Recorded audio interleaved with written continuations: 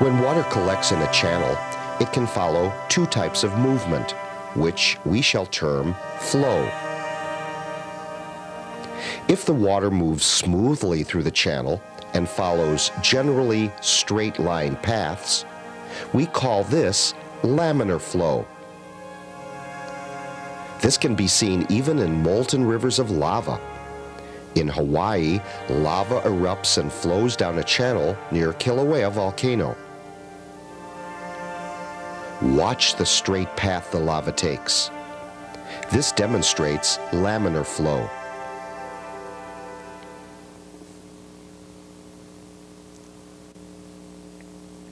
Water passing through a pipe moves through it very smoothly, with little turbulence or agitation.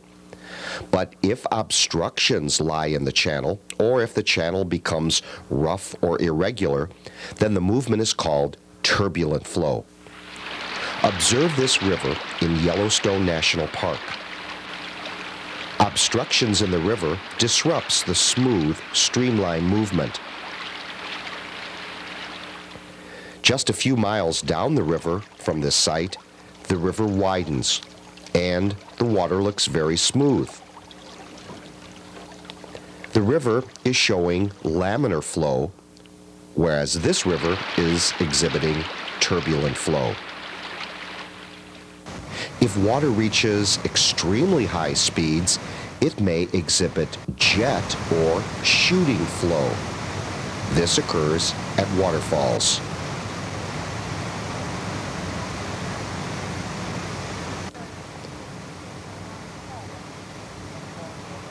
This waterfall can be found at Yellowstone National Park. Movement of this water in the stream is called its velocity and is measured in terms of how far water travels in a given amount of time. So if the velocity is about 1.5 feet in 1 second, or approximately 1 mile per hour, the water is moving very slowly. If, on the other hand, the water is flowing 30 feet per second, the water is moving very fast, about 20 miles per hour. There are many factors which may influence a stream's velocity. These include the nature of the stream banks,